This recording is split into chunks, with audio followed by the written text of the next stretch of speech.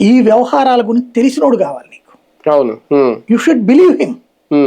కానీ వీళ్ళతో నేను చెప్పాను కదా, సినిమా వాళ్ళు తొందరగా నమ్మరు ఎవరిని.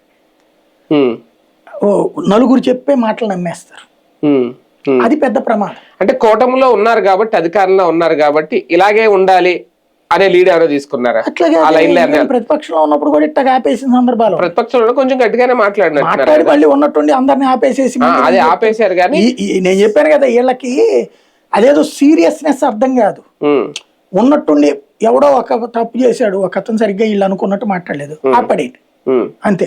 లేదా ఆ ఛానల్ ఏదో అడుగుతున్నాడు, ఆపడేది. ఇది ఒక విచిత్రమైనటువంటి రాజకీయం. తెలుగుదేశంలో కూడా ఉంది. తెలుగుదేశంలో మీరు ఆపేయడం అనేది పోరాటం అవ్వదు కదా. జనసేన ఫస్ట్ నుంచి మేము పోరాటం చేసి మీకు లాస్ట్ 10 years నుంచి దరిద్రం పెరిగిందండి. 19 before వరకు ఓకే, 2019 వరకు. 19 తర్వాత 3 పార్టీలే దరిద్రం వచ్చింది. నాట్ ఓన్లీ పవన్ కళ్యాణ్ అనడానికి ఏం లేదు, 3 పార్టీలు. ఇప్పుడు వైసీపీ వాళ్ళు ఇలా ఛానల్కి పోరు. నేనేమంటానంటే నువ్వు అపోజిట్ ఛానల్ కి పోవాలా, అది పంపించాలి. అవతలోడి వాయిస్ కి నీ వాయిస్ ఇవ్వాలి కదా. వాడు నలుగురు తిట్టారు నిన్ను, ఒకటి సమాధానం చెప్పు శంషేర్ గా, డాక్యుమెంట్స్ తో మాట్లాడు. అది అవసరమైతే వాళ్ళ నోరు మూయించగలగాలి అక్కడికి వెళ్ళి మాట్లాడి. అట్లాగే లేదు ఇప్పుడు 3 కూడా రాజకీయం అంటే 1 sided కిందనే ఉన్నారు. అయితే మనం బతకాలం కూడా నాశనం అయిపో